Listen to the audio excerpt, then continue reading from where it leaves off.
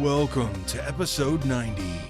Hey, this is John Lee Dumas of EO Fire, and you're listening to Who Did That Voice, where we take an in-depth look at voiceovers. Ready to take a vacay, but you just don't have the time to plan? Let the agents at 3D Travel Company pamper you and take care of all the little details. Find us at www.whodidthatvoice.co and click the Book Now button on the left-hand side. For a limited time, Who Did That Voice listeners can receive a Disney gift card for qualifying Disney and Universal trips, booked and traveled by 2017. Hurry and book today so you can travel away. Welcome to Who Did That Voice, the show where we take an in-depth look at voiceover. And now, here's your host, Trenton Larkin. Hey everyone, just wanted to let you know we have launched a Patreon page. You can find us at www.patreon.com/whodidthatvoice. What is Patreon, you say? Well, it's a lot like a Kickstarter or Indiegogo campaign that allows you to help support us on a monthly basis. For as little as $1 a month, you can help support the show and earn amazing perks. Help us out today and join the Who Did That Voice family in a new way.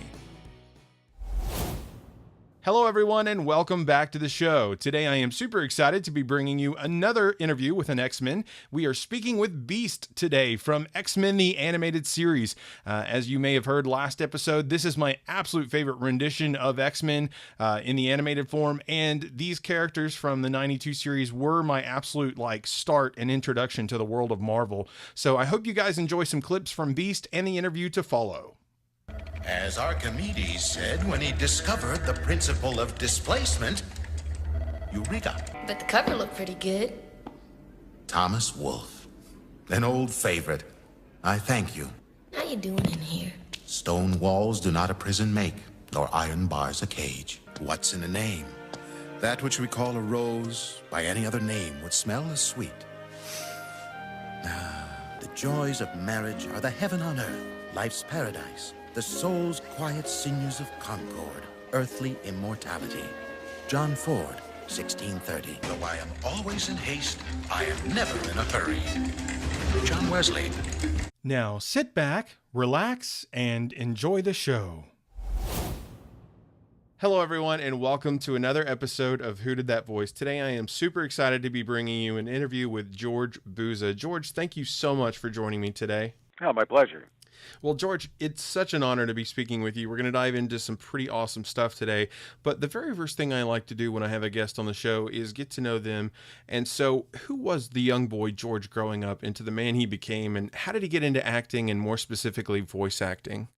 Well, I grew up in Cleveland, Ohio in the 1950s and just basically went through those years as a little kid playing and going to school. And I didn't get involved in any kind of theatrical pursuits until I was in my final year of high school. Oh, wow, okay. And I went to an all-boys school, St. Ignatius in Cleveland, and my girlfriend was going to an all-girls school, Lourdes Academy in Cleveland. Oh, wow. And they needed guys to fill out their senior class play. Okay. and nobody was going there to audition or... I wouldn't say nobody, but they needed more than what they had show up for the audition. So I got roped into going, and I think as my audition piece, I sang our school song or something like that. That's so funny. But it was a production of Oliver. Oh, wonderful. And yeah. I snagged the role of Mr. Bumble. Okay. Which is one of the major parts in the play, and I found that I enjoyed it so much that my entire senior year I did nothing but go from one school to the other trying to audition for their plays and participate in productions. Oh, that's awesome. And decided somewhere along the line that this was something I would pursue in university. Yeah. And did so, and went to Baldwin Wallace University. It was college at the time because it was small. It's now been updated to a university. Oh, wow. And during that very same period, John Michael Tebelak, who was the author and producer of Godspell, was also affiliated with Baldwin Wallace. And during the course of my studies there, we had workshops that were done with the same company that was producing Godspell in New York. So it was a very exciting time in the late 60s, early 70s to be in that particular genre of avant-garde underground theater. How epic, yeah. That's awesome. And as far as voice acting was concerned, I was doing a production, touring play for kids, and one of the actors in the company was doing voiceover work and suggested me to his producer, and I went in and just read a couple of things, and one thing led to the other. Back in those days, it wasn't as difficult to get voice jobs as it is now. Yeah. Yeah, in everything, they've created more hoops for you to jump through. Yeah, yeah. Well, George, that's really special. You know, it's sometimes the things that we get roped into or asked to do that we're not necessarily expecting that we end up falling in love with, and that's really unique to hear how you got into acting. I love that. It was a total fluke. That's awesome. I never thought that I would enjoy it. I didn't even see a play until my junior year of high school. Oh, wow. Well, as far as I was more interested in football and other pursuits. I was a member of the not the debate team, but the speech squad. Okay. You wrote original essays and then you presented them as a speech, and that was fun. Well, I'm sure that helped with acting. Performing. Yeah, it did. Yeah. That's awesome. Well, and Mr. Bumble, wasn't he the guy at the orphanage? He ran the orphanage, you're right. That's what I thought, because my father played that role back when he was in high school or college, I think. So that's really cool. Yeah, that's a great role. When you said that, I was like, I think that's the role my dad told me he played. Yeah, but yeah, it's such a unique show. Oliver is a really good show, and that definitely needs a lot of boys. So if you're in an all-girls school, I can imagine. Yeah. So, wow. They might have wanted to pick something like, Sound of Music or something and have more females, But wow, that's a good show. Well, we're going to dive into the very first project we're really going to talk about, George, is X-Men, where you played Beast for the 1992 series on Fox Kids. You worked with amazing people like Cal Dodd, Ron Rubin, Catherine Disher, Lenore Zann, Chris Potter, and Norm Spencer. What was it like getting to work on that amazing show that has become so iconic, and we're actually celebrating 25 years this year? Well, at the time, it didn't seem as iconic as it does now. Yeah. It was kind of the infancy of major animation in Canada. Yeah. The first animation that I did that was long term was the Ewoks series. Yes. And that was kind of like the step through the doorway into animation. Okay. Awesome. And then we became a real powerhouse as far as putting out animation was concerned in Toronto. Yeah, definitely. So you just kind of guested from one series to another, and if you were lucky enough to get a whole series, then you had long-term employment, because they usually produced enough to do a complete syndication. Yeah. So you were doing a 5-season commitment. Wow. As we did in X-Men, that was 5 seasons. That wasn't just 92. That was 5 years of work. Yeah, which was a great gig. It was a terrific gig, and it was exciting because we were all pretty familiar with the comic books and everything from our youth. Oh, that's awesome.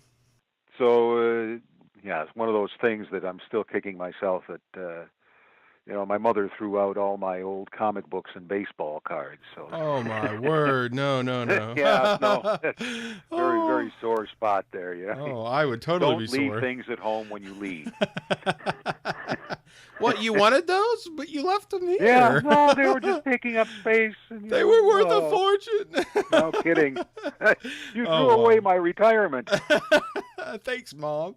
No, but then who thinks that stuff that they have as a kid is going to be an antique when they are? Yeah, seriously. You never it had to be 100 years old for it to be worth anything. And now with the baby boomers, things from our youth are worth a fortune. Yeah, Yeah. And you wish, geez, I had one of those. I wish I didn't throw it away. I wish I didn't break it. Darn it all. Wish I still had the original packaging. Yeah, no kidding, right? Well, it's great to hear you say that you were actually a comic book reader too, George. And I kind of wanted to ask that, because it's like, sometimes people really have an understanding of the entities that they work on. And sometimes people come into it. Like I know when I talked to Norm Spencer, he was not a comic book reader. So when he got into playing Cyclops for, the X-Men, he said he had really never been immersed into that world. So for you, it was a little bit different because you were coming into it from a perspective of, hey, I've been reading the comics and kind of an understanding of what we're going into with this project. Yeah, I bought some X-Men comics. I also bought Superman comics. Oh, that's awesome. Yeah, the Supermans are classic. I don't even want to go into it because it's breaking my heart right now. Well, the Supermans are classic. I mean, some of those are probably worth a pretty penny today, but yeah, but they predate me. Oh yeah. Well, I mean, they're classic. I mean, by the time I had enough change in my pocket to go buy a comic book, which I think at the time was a dime. Wow. I think they're worth a little bit more than a dime now, George. I think they are too. That's. But there was also a lot of blowback from the folks because you were supposed to be reading classic literature, not comic books. That's when you're at school with, Catcher in the Rye, and you've got that Superman comic in the middle, right? Well, in high school, I had James Bond novels in the middle of my book. Nice. So one good thing with another good thing. I like it. Oh, that's awesome. Well, for you playing Beast, he was just so witty and so funny. And, I loved how his hair and Wolverine's hair kind of had the same look. I always kind of felt like they were brothers in regards to just kind of some of their style, the way they looked. Growing up as a kid, my first immersion to X-Men was the show that you guys did in 92 and for 5 more years, total. And so I really had never, X-Men and comics and stuff. I didn't read much as a kid. I had a really strong dyslexia disability that I've overcome with time and effort. But, so I didn't do a lot of reading. I didn't read comics. And so this was my first immersion into Marvel and X-Men. And, and then Spider-Man came out in 94 and you guys kind of crossed over in that series. And so that first immersion on Fox was really my whole introduction to Marvel and what I've based everything off of. What was it like for you getting to play this witty, smart, funny guy that was always quoting, literature, from Shakespeare and all kinds of other people, Chaucer and people. What was it like getting to play this character? Well, it was really an exciting time to be doing that because it was more or less one of the earliest animation series that didn't just appeal to small kids. Yeah. Like a lot of the animation is geared to little kids. And so it was almost like doing an adult cartoon series. Yeah, makes sense. And it was also done in an ensemble setting, so it was very much like radio drama, where the entire cast would read together and you would be doing the scenes as they were written on the page, not just your individual role. Yeah. Most animation is recorded individually, so that you're just in a studio by yourself, and you read your lines as if somebody were actually prompting you with dialogue. Yeah. But you're hearing the voices in your own head. Nobody's reading your cues. Yeah. So you're creating your own drama. But in this, we had the entire cast together for each scene, and it was just like doing radio drama, which is also a non-existent thing anymore. It's not, and it's sad because, radio dramas are something I grew up with as a kid that I absolutely loved. And I love when shows like X-Men did Ensemble because I feel like the energy that we get from shows that are like that are really more cohesive, and they bring a lot more energy, I think, to the screen because you can feel that energy from the cast when it's an ensemble. It feels more exactly. real. You feed each other. Yeah, absolutely. When you're doing it by yourself, you're having to pretend in your own head on how somebody is delivering that line, and you may be wrong. Yeah, yeah. On how they're going to do it. Yeah, absolutely.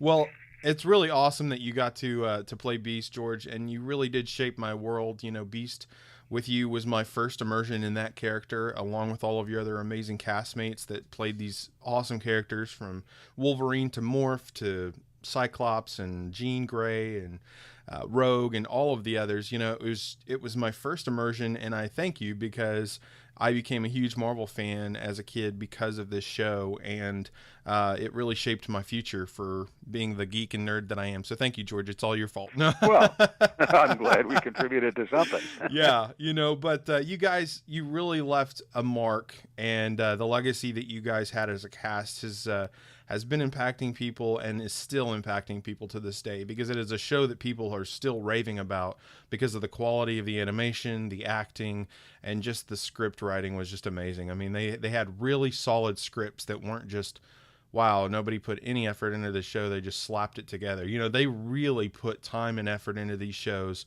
and made them worth their salt today. So, Oh, they did. They put a lot of effort into putting out a quality product. yeah, which I admire, because sometimes you see stuff today that, like you said, they're more geared for kids, and so you're going, wow, they didn't spend much time on this script, you know, like, you know, but it's really sad because, you know, there's those of us that grew up with the 92 series, and sometimes the way the franchises continue, yes, we understand that they're trying to gear it towards kids, but sometimes we get left out and we're going, hey guys, remember, we're still here and we're fans, you know? So, you know, but, you know, some shows try to tailor that to everybody, but some are just geared for young kids, and it makes it challenging sometimes, you know, when you're a fan. So, George, the next thing I really wanted to talk with you about was Chief Chirpa, who was from Star Wars Ewoks, and you worked with Cree Summer and a lot of other amazing actors.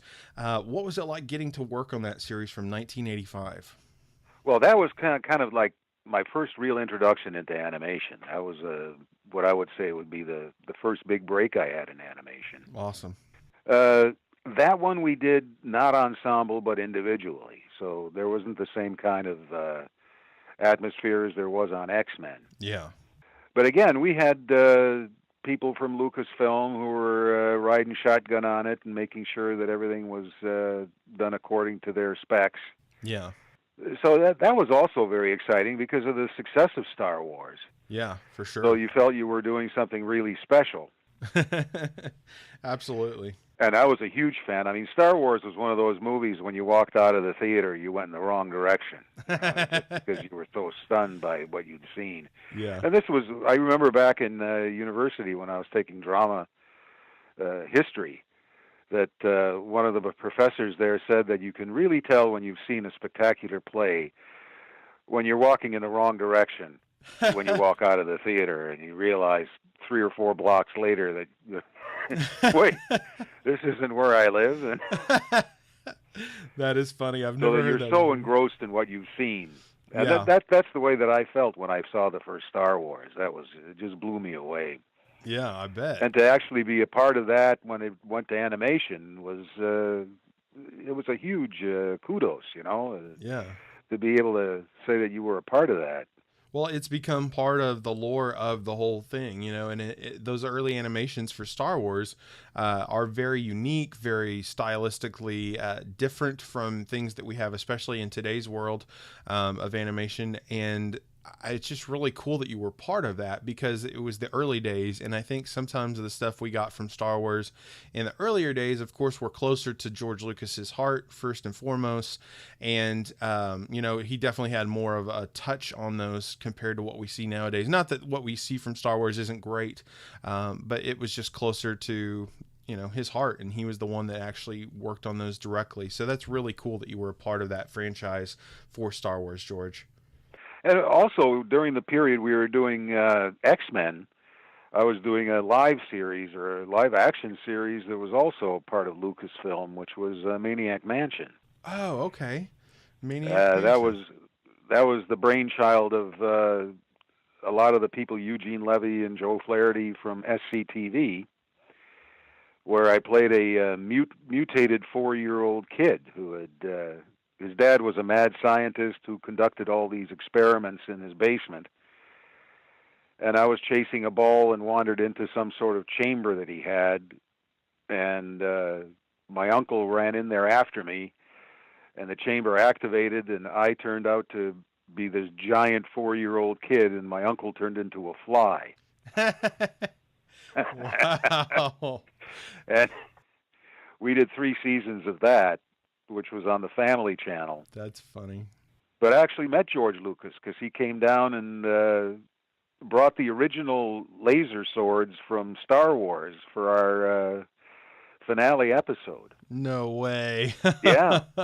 Wow. What was it like So getting that to was meet? quite exciting. Yeah, I mean, it had to be. I mean, did you get a chance to really talk with him, or was it just kind Oh of? yeah, we did scenes with him. We took the piss out of him, really.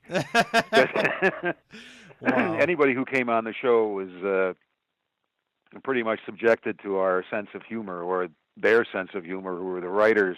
Yeah. We had Wow. some pretty high-profile guests. Jose Ferrer. Wow. We had him in fake goat legs. I'll have to check that out because it's not one that I'm familiar with, but it's called. It's not out on DVD. Okay, maybe It it's was on never YouTube or released. It was- something. Maybe. It was the property of Family Channel, and they never marketed it. Interesting. I don't understand why some companies do that, why they don't market their material, but it's called Maniac Mansion, right? Yeah. Okay. I'll definitely have to check that out. And I love when I get surprises, like when I'm not prepared for something, because that's not one I knew of, George. So thank you for enlightening me and letting me know about that, because that's really cool that you got to work with George and see the original lightsabers. Did you actually get to hold them, or? Oh, absolutely. Yeah. Oh, wow, that's epic. Touching a piece of history. Wow, that's awesome, dude. That's way cool. Well, Way another cool. link to that was when I was in high school and just getting into the theater scene. A guy that went to our high school played the Great White Hope, who is the guy that comes in with a towel over his head at the end of the Great White Hope, Okay. who had beat Jack Johnson in the fight. Okay. James Earl Jones played Jack Johnson. We got to meet the cast because of the guy who played this bit part, who was in our high school, on Broadway. That's awesome. So that was my first Broadway play, was Great White Hope, that I had ever seen, and got to meet James Earl Jones at the end of the production. Wow. So there's another link there Yeah. Yeah. that I never thought, along the lines would, but it really stuck in my memory. That was my first introduction to Broadway, and Yeah. I remember lobbying big time with my parents to be allowed to go, because that was in the 60s. That was the late 60s. Yeah. And to be able to, that was my first airplane ride. So there was a lot of firsts. Yeah, that sounds like it. Well, that's pretty epic, George, for sure. Well, when you speak about people that you've known that kind of were involved with something else, when I went to high school, I actually went to school with Lindsay Prowse, who was the niece, I believe, of David Prowse, who played Darth Vader in the costume for Star Wars. So going to school with her was kind of like, wow, that's epic, So she was a pretty young lady, and she actually was in our theater group. So I was in Music Man my senior year. And I was the mayor, and she was Marion, the librarian. So that was really epic, getting to act with her in a production that was done on a very high scale. I was in a private school. I'd gotten drafted my senior year for my acting abilities from a local community high school to a private school my senior year for my acting. So that was really, really fun. And just the fact that she was going to that school and I got to work with her on that show was like pretty epic, because it kind of made me feel like I was connected to Star Wars in some way or another. So, but it's wild how life brings our lives to connection of things that we love, sometimes. So, well, George, you've gotten to work on 3 different video games for sure, where you've played a variation of different characters. One of them you played Beast, one of them you played just Colossus, but the one that you played the most on was called X-Men Children of the Atom. It came out in 1994, and you actually got to voice Colossus, Magneto, Omega Red, and Juggernaut on that one. Do you remember working on those video games? No. I hate to say it, vaguely, but again, those were done in a very short period of time. I think you went in for one day and did everything, or maybe 2 days, but I don't really recall it as clearly as I do the sessions for the cartoon series. Well, that's understandable. It was a lot shorter time period, but it's really cool that you actually got to voice all these other X-Men. Some on the good side, some on the bad side, some kind of neutral. But it's really cool that you got to voice all these different characters for the X-Men franchise, and not just Beast. But Beast is by far my favorite voice that you've done. In fact, one of the video games you did where you voiced Beast came out in, I believe, 2000 or 2001. So you've done something, almost 10 years down the line from when the show was done, which was really cool that you got to come back and play Beast again all those years later. Well, I don't think they brought us back to play Beast again. I think what they did was collected old voice clips, maybe. Really? Okay. I'm not really sure. See, again, I don't remember going in for any sessions in 2000 or then for X-Men. Okay. But, memory fails the old. So things that were very short sessions, I'm not necessarily that cognizant of anymore. Yeah, I understand. Well, that's okay. That's totally like when you do video games, very few of them, at least at that time, were long sessions. Like now, they put a lot more into them. Yeah. Like I just did a video game. I don't even know the name of it, but they were long sessions, and you did a whole battery of different responses and words and things that they don't even really make sense to you. Yeah. But in the context of the game, there are these interactive games. Yeah. So they're very vastly different than what they were back then. Oh, absolutely. Yeah, they've definitely expanded the dialogue, expanded the stories, and people want it to be more of a episodic kind of thing when they're playing versus just, basic fight words or whatever, like some of the older games were, where it was just very minimalistic and stuff, Well, the last video game I played was Super Mario. That's a classic, but that's been a wee bit back there, George. No kidding. Like it came out in '85, so yeah, which was when you were doing the Chief Chirpa for Star Wars Ewoks. That's so right. It's been a going wee to bit. video arcades and playing Space Invaders. Oh, goodness gracious. Left a few rolls of quarters in that game. I bet. That's awesome. Going to old arcades, I love it. When you could find an old arcade and go and play some of the classic games, that's always a lot of fun too, for sure. Well, back then they weren't old arcades. They were current arcades, and there were lots of them. Well, I'm talking about my childhood, George. Yeah. Well, this wasn't even childhood. This was in my 30s. Oh, wow. That's awesome. Late 20s.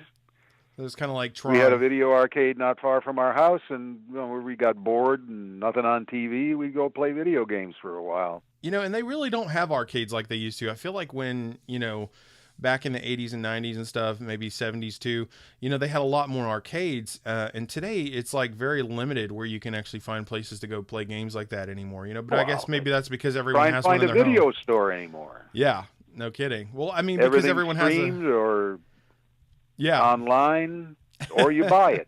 True. But there's no more place to go rent a movie. Yeah. Well, and everyone has a video game system in their house now, practically. That's it. So why go anywhere, right? Well, to rent it is as much as it used to be. To buy it now is as much as it used to be to rent it. Yeah. Yeah. Everywhere you go, they got these bins for $5, which, there's one of my movies. That's funny. Well, End up in the bargain bins at some point. Yeah, no kidding. Well, George, do you remember working on Beyblade back in 2002?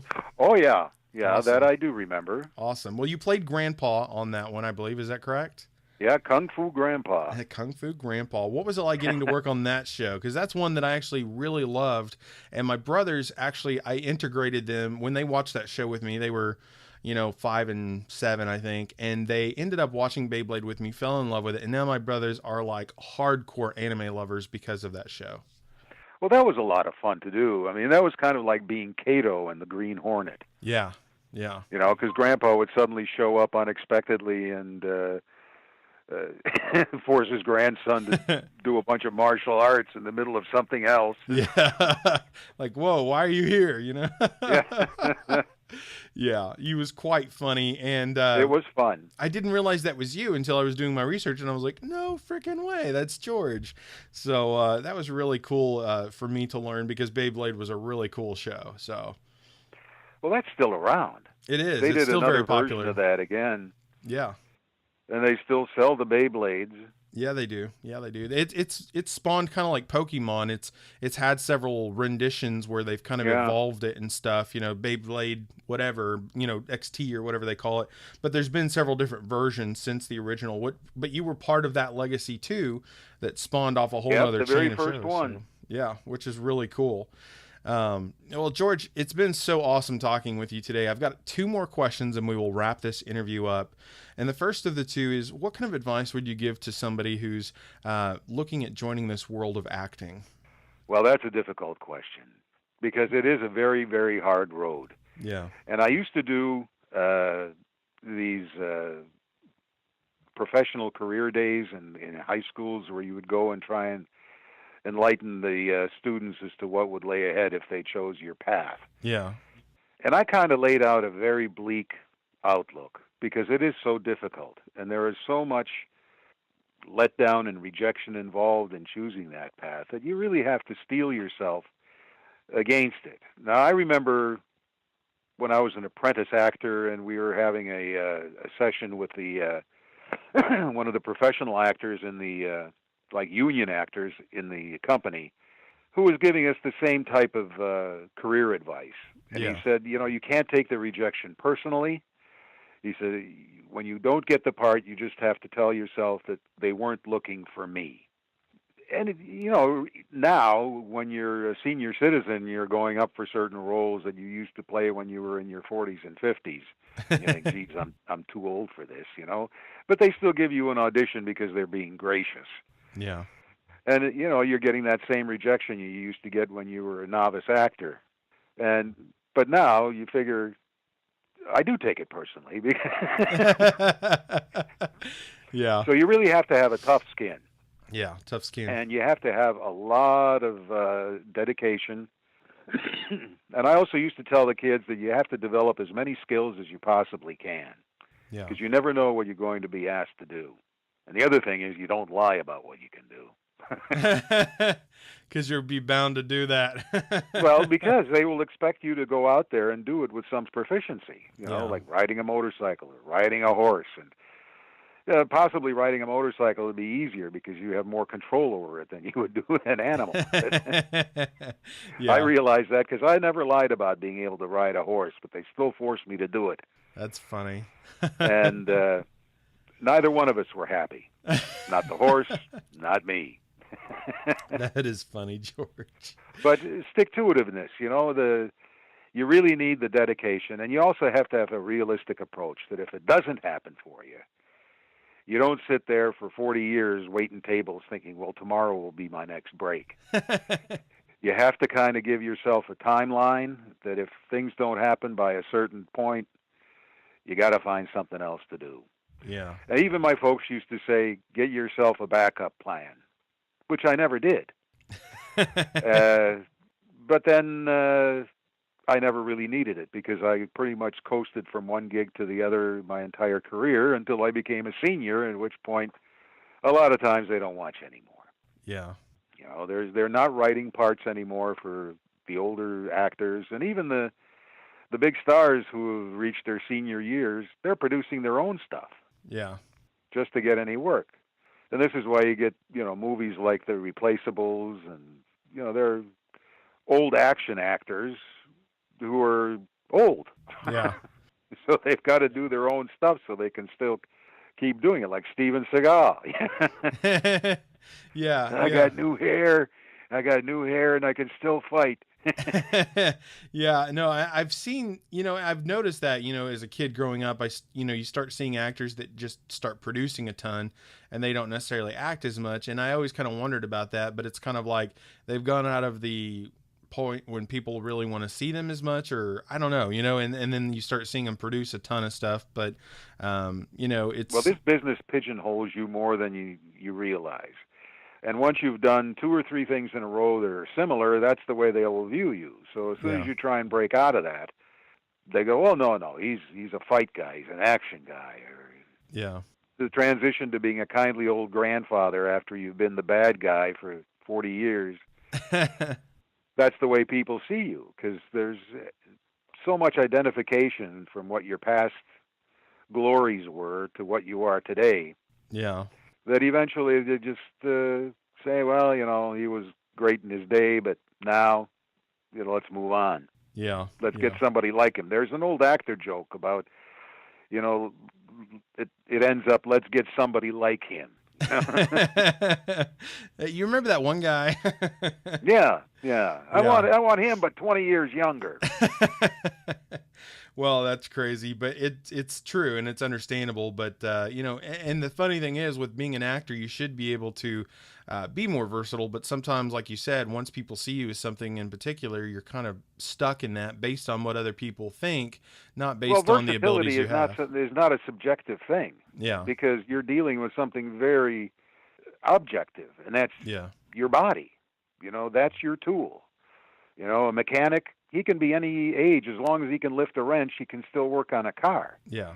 But an actor, if you've established yourself as an action actor, there comes a point where you can't even stand on your feet for a 16-hour day, let alone do fight scenes with any kind of credibility. Yeah, which is just part of life, so. That's part of life. You get older, you get slower, you get arthritis, and and you just don't have that kick move. You just like don't have it anymore. I mean, I used to play bikers up and down the road here, did countless biker movies. Yeah. But all the bikers now, they're not in their 60s or 70s. Even though the poor old guy that they had on Sons of Anarchy that walked around with the oxygen pack. Well, George, you were speaking about bikers in bars, and it made me think of a role that you played actually in the original X-Men movie that came out in 2000, Bryan Singer's film. What role did you play in that? Well, I played a trucker who picked up Anna Paquin, who played Rogue, and delivered her to this truck stop arena where Wolverine was doing his cage fighting. And that was another case of I had gone into audition because there were small parts that were available in that movie. And when I went to read, Bryan Singer was at the table listening to the auditions, and they mentioned that I had been Beast in X-Men. Yeah. And so they gave me this small part as the trucker so that I could be in the movie, and they said that they were very grateful for the work that we had done on the cartoon series, because without that movie probably would not have been made. Wow. So that was it was really exciting to be a part of that, and to have a very short scene with Anna and a short scene with Wolverine. Yeah. Well, that's really pretty cool. Even though it was a small part. With greatness, Yeah, I understand. Well, that's really cool that you were a part of it. I actually was rewatching it the other day, X-Men, just to kind of, refresh my memory on it, because you had mentioned something about being on it when we talked prior to the interview and everything. And so I was like, oh my gosh, I totally didn't realize that. And when I went and researched it, I was like, sure enough, there he is. I was like, that's awesome. It was so epic. Well, George, the very last question I have for you today is, what is the legacy that you want to leave behind? Well, just that I brought some entertainment to people, that I was able to bring them some enjoyment, and, nothing really dramatic or spectacular, but that the work that I'd done over the years would not be something that people would easily forget, and that they would look upon it as something that would amuse them, throughout the years. Yeah, I love it. I love that, George. Well, simple is sometimes the best, and it's like you said, nothing lavish, but it's just hoping that you brought some joy and happiness to other people. I think that's amazing. Well, that's all I ever asked when I was watching my own, not my films that I was in, but other films, for these 2 hours, let me be totally immersed in this piece of entertainment, and walk away with a little bit either of more knowledge or just some happy memories from what I just seen. Absolutely. I love it. Well, George, it's been an absolute honor and pleasure having you on the show today. Would you give us a closeout today as Beast? There's no real words of wisdom that I can impart. Beast was one of those wonderful, wonderful roles that I will take with me for the rest of my life. And I'm actually looking at 2 cells from the series right now in my office, and they always bring me back the fond memories of that series. Hey, George, thanks so much. I really appreciate your time, and this was a blast to get to talk with you. Well, thanks for bringing back some old memories. And this is George Buza saying goodbye on Who Did That Voice? Well, everyone, I sure hope you enjoyed today's interview with George Buza, the voice of Beast from X-Men the Animated Series. And if you did, please find me on Facebook, Twitter, or Instagram by searching Who Did That Voice. I would love to hear from you.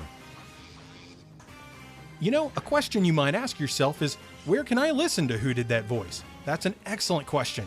You can hear us on iTunes, Stitcher Radio, TuneIn Radio, YouTube, and our website at www.whodidthatvoice.co. Click the Episodes tab and listen away.